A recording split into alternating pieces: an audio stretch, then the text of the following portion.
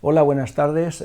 Mi nombre es José Basilio Gómez Castaño, soy médico de familia y trabajo en el Centro de Salud de San Andrés, en Murcia. Hoy tocará el tema 20 titulado Hipertensión sistólica aislada.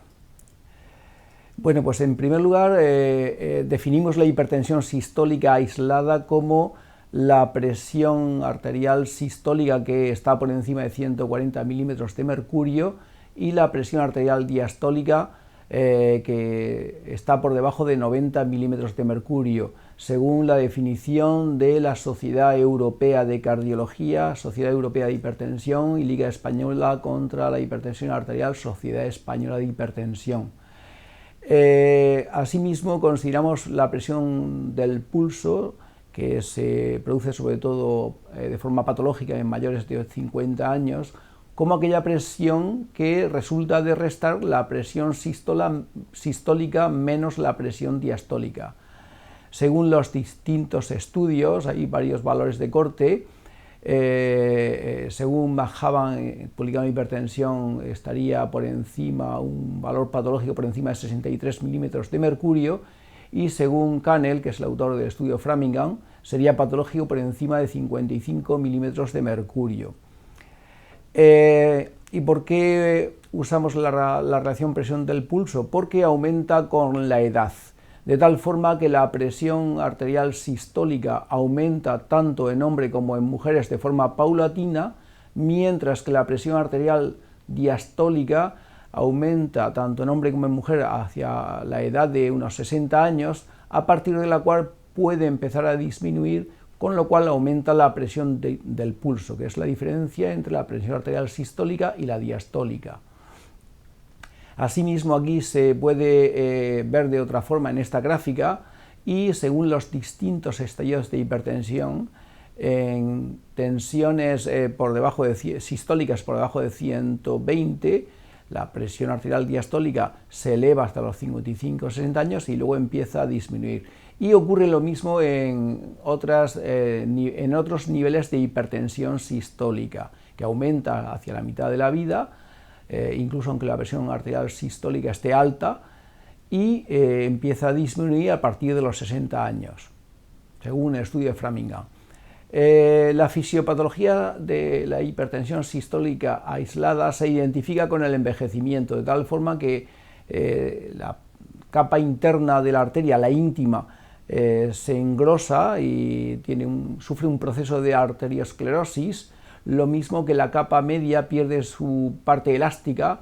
En definitiva, aumenta la rigidez arterial, que eso conlleva una disminución de la distensibilidad de la arteria, aumentando la presión del pulso y produciéndose el fenómeno de hipertensión sistólica aislada.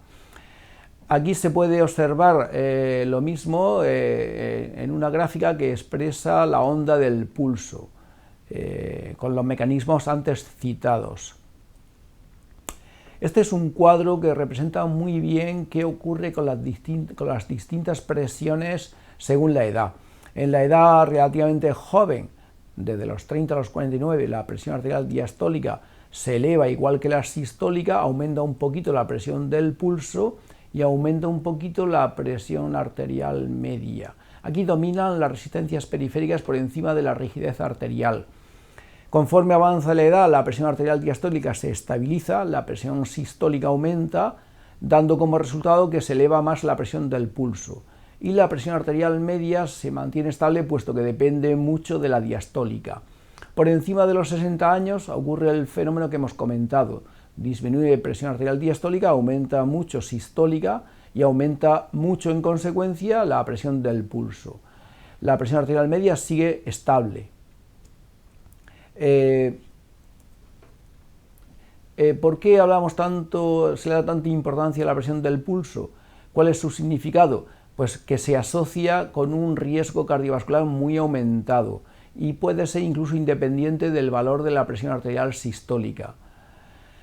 De tal forma que en un estudio, en Mr. Fit, que fue un estudio con un gran número de pacientes, se ve muy bien cómo la mortalidad coronaria aumenta tanto con el aumento de la presión arterial sistólica y sobre todo cuando el aumento de presión arterial sistólica por encima de 160, que se ve en la última barra roja a la derecha, se asocia con una disminución de la presión arterial diastólica. Esta es otra gráfica en la que se representa muy bien el aumento del riesgo de cardiopatía isquémica según el estudio de Framingham, de tal forma que presiones sistólicas de 170 o más asociadas a presiones arteriales diastólicas de 70 milímetros de mercurio aumentan mucho el riesgo de cardiopatía isquémica, según el estudio de Framingham.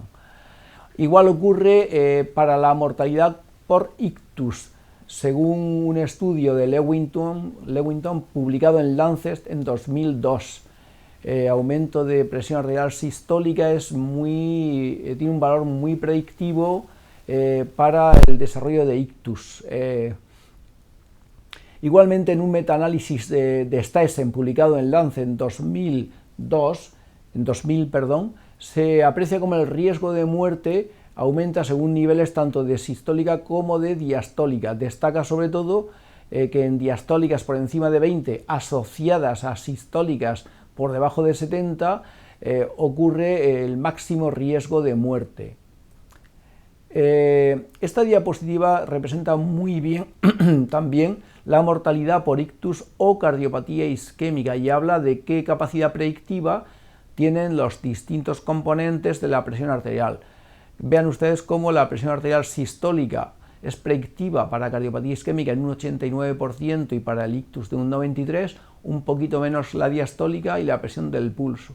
Y tiene un valor predictivo del 100% la presión arterial media y la presión arterial mitad, tanto para cardiopatía isquémica como para ictus. Y muchas gracias.